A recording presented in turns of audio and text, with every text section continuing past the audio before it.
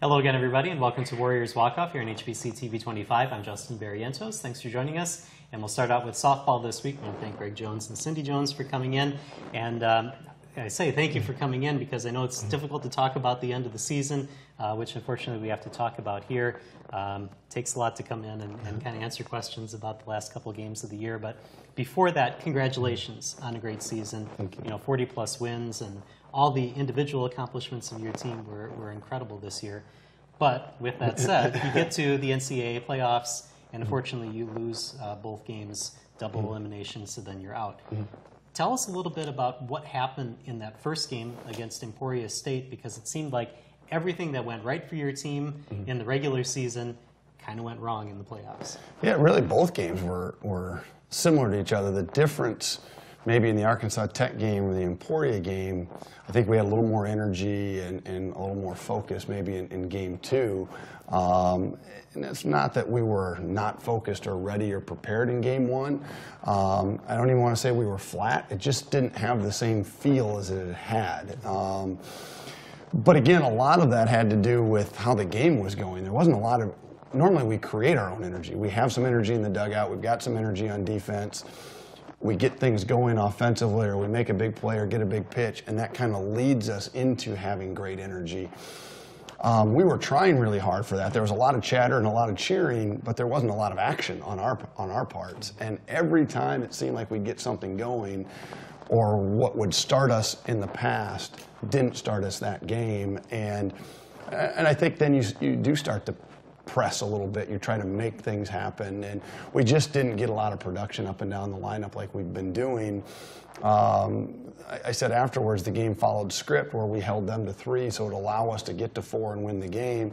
At the same time, sometimes you got to win 1-0, and we shouldn't have had to win that game 1-0. In the end, that's where it had to be. That's not putting it on our pitching or our defense. It's just when the game goes that way, sometimes you got to find a different way to win it. And so I don't really know what happened. We just never got it going offensively against pitching I thought we should have been able to capitalize on. All right. Well, let's start with the pitching because you had to play from behind to start. Obviously, your 1 and 2 pitchers were maybe the best in the country. And then in the playoffs, they were able to get hit. So, you know, talk about McKenna Larson in that first game. I know she got in trouble and then had to be relieved about 5th inning or so. Yeah, it was, you know, an uncharacteristic start. You know, again, can't really pinpoint what was different about McKenna. I don't think she could either. But, you know, the sharpness and that kind of thing wasn't there. And so you bring in Jo, and automatically it was. You know, she was sharp and she was getting swing and miss stuff. And so we felt like, okay, you know, maybe we just, you know, need to flip the script a little bit tomorrow, you know, and get that going. Well, Jo comes out with kind of the same thing McKenna had the day earlier. Nothing that she was, you know, doing wrong or not, you know, getting the right approach, but then McKenna comes in and again changes that energy for the better. And so it was, again, there is no you did this or we have to work on this necessarily.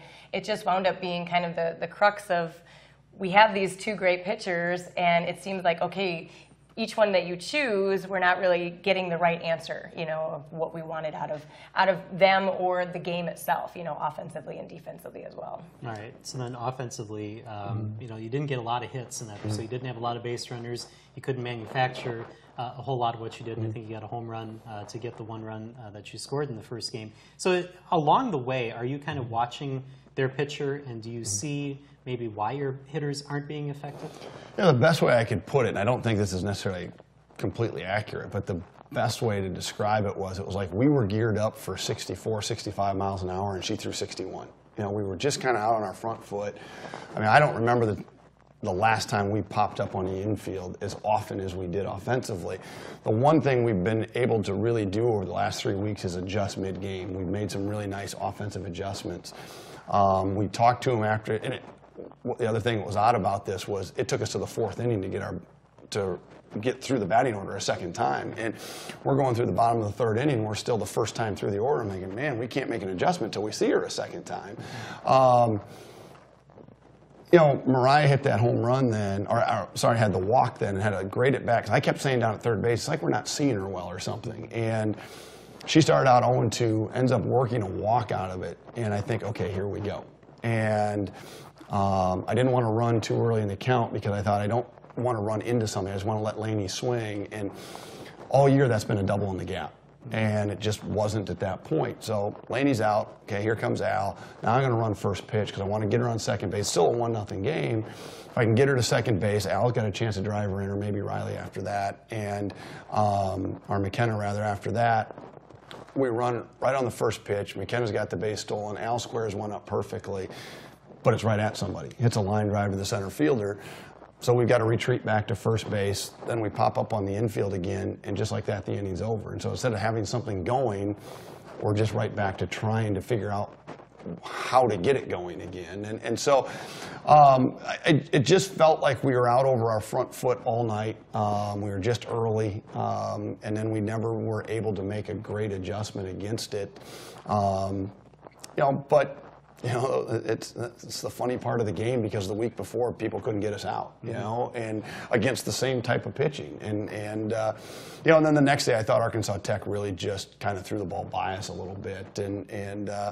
But that Emporia game was funny because I just kept feeling, here we go. Even in the 7th inning, rather, I felt like, okay, we got the leadoff double.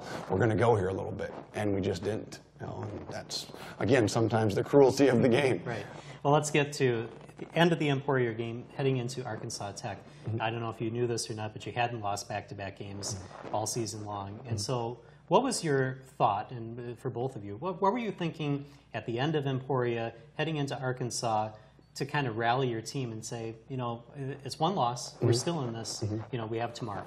And that's exactly how we addressed it. We did tell them specifically that not only have we not lost 2 in a row all year, but after every loss, we've answered it with a winning streak. We've run off multiple wins in a row and we only had 5 losses going into the tournament, which is amazing to me. And that I can sit back and look at every loss that we've had and remember each of them. And you know, so we tried to address that with them. Don't panic, just flush it, get past it, move on, because this is what we've done all year. And I don't think there was anybody on that team. I don't think there was another team in the tournament. I don't think there was an official that didn't feel like, okay, Winona will come back through the losers bracket. We had all the pitching in place to be able to do that. We've had all the offense in place to be able to do that. We're playing at home. It was just a matter of, okay, we tripped up on game 1, now we'll plow our way back through. I don't know if anybody thought we would win it, but I don't think there was anybody that didn't think we wouldn't win the next couple of games, including ourselves, and I give our team credit for that. I think they were disappointed, but I don't think they were down and out. And then going into the next day, as they were warming up, their energy level was really good. Normally, I feel like I need to, not that I need to pump them up or anything, but I think they always feed off the energy that we set as coaches and the intensity level.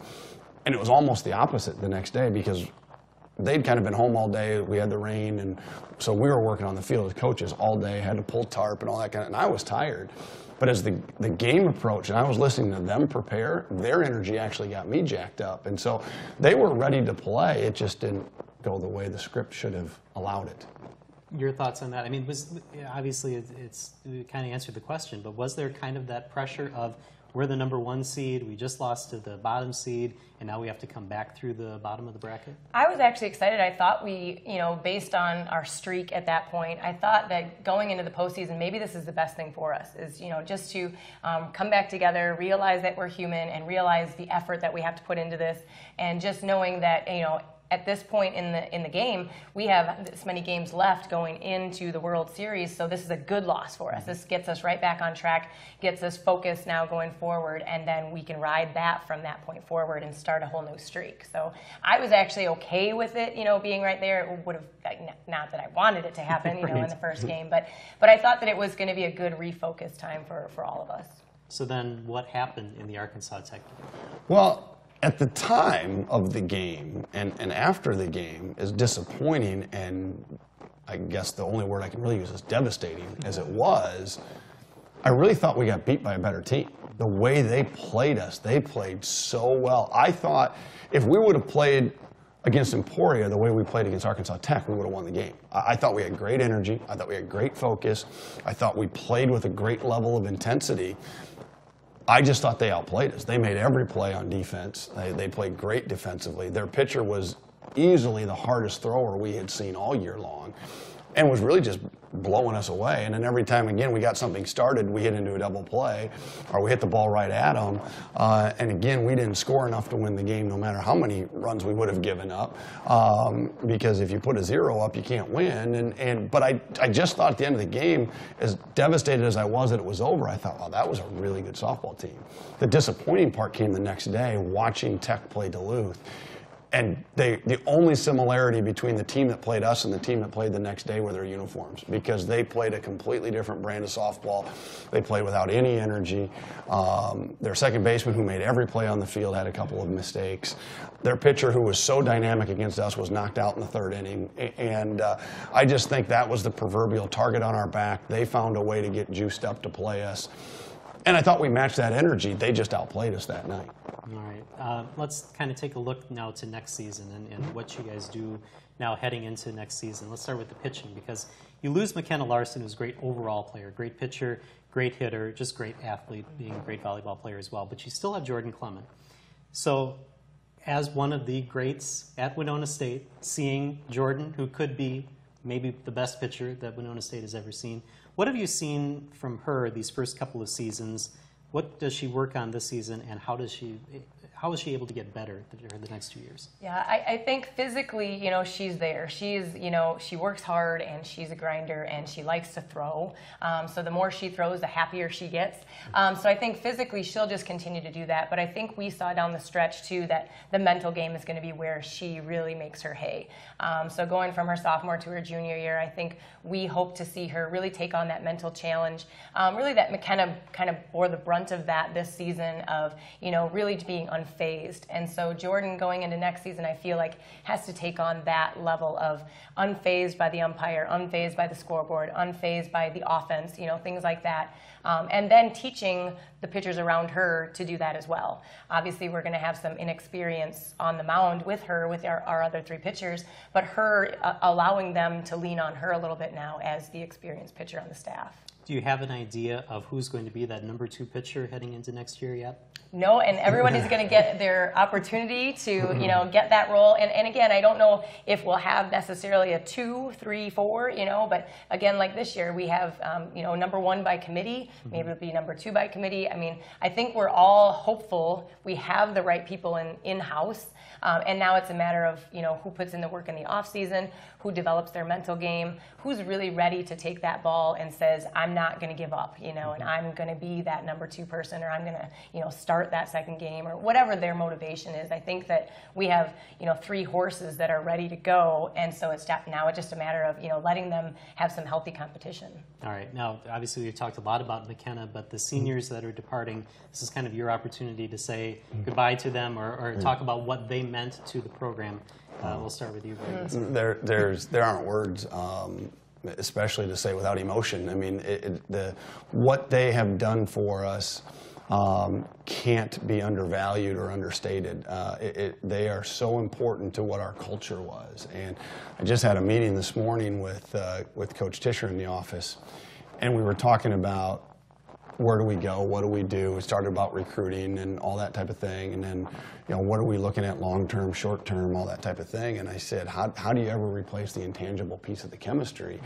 And the fact is you don't, but they were just amazing kids. And at one point or another, or several times during the course of the season, every one of those seniors sat on the bench and handled sitting on the bench and was a great teammate while sitting on the bench.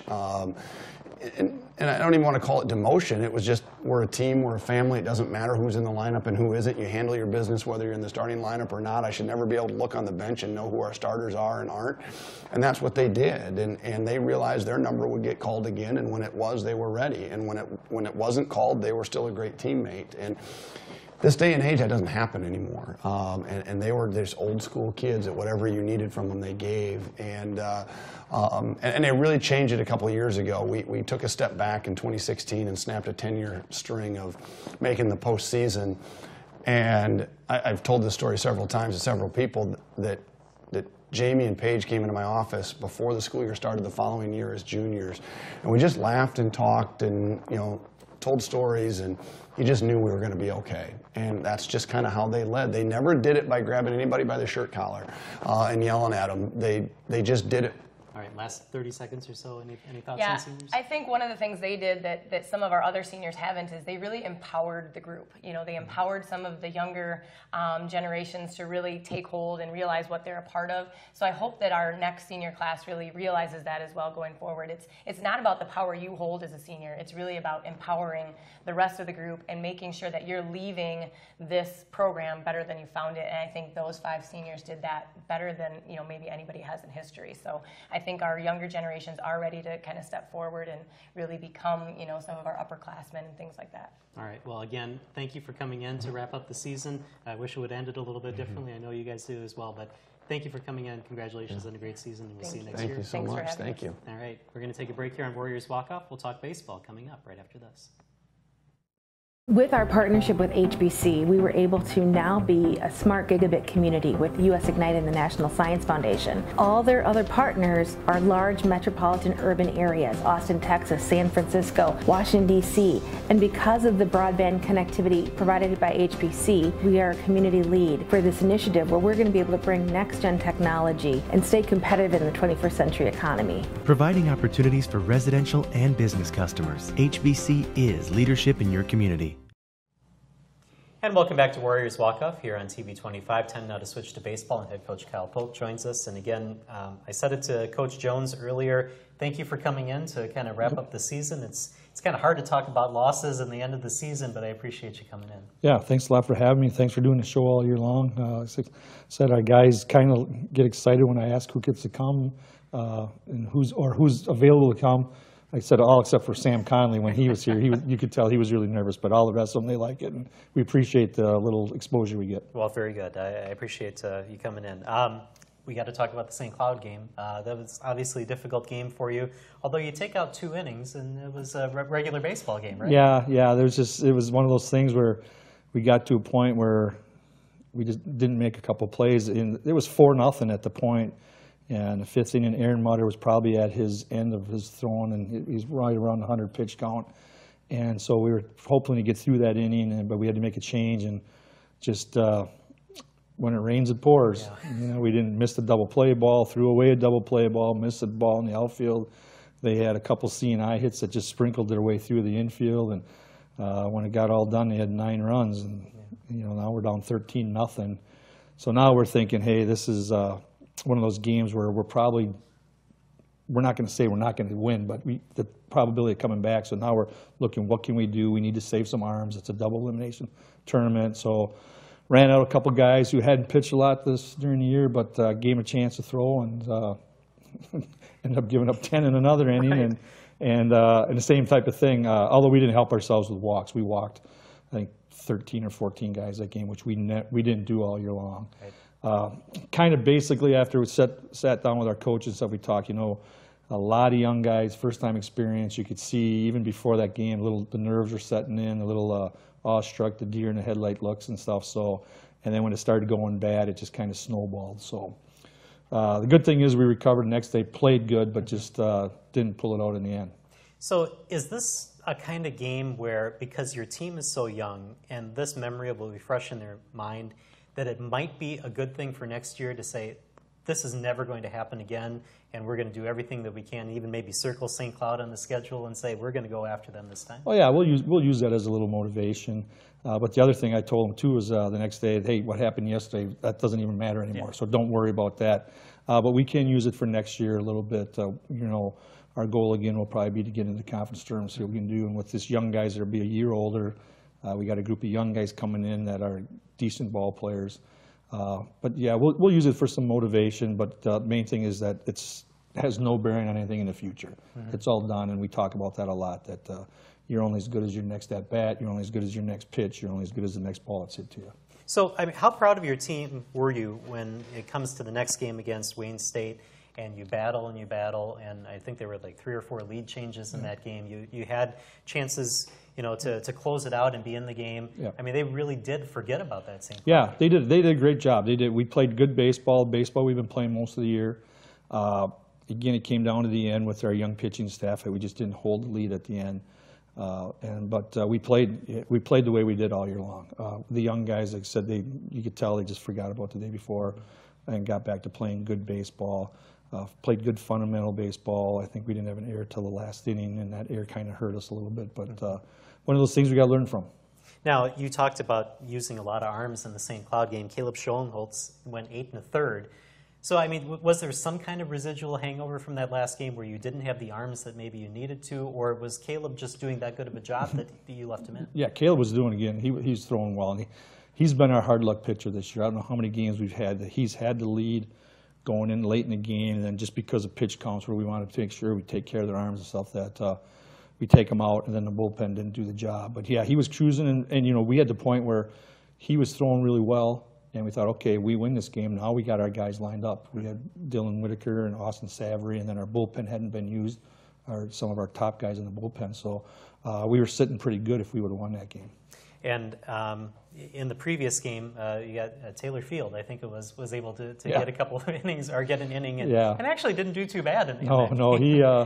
He's been bugging all year long as a senior. I want to pitch, and I no. But then we got to that point where it's 20 whatever to nothing, and instead of wasting a guy from the bullpen in case we win the next day, let's throw him out there. And I thought, when it first started out, because the first 6 pitches he threw weren't even close.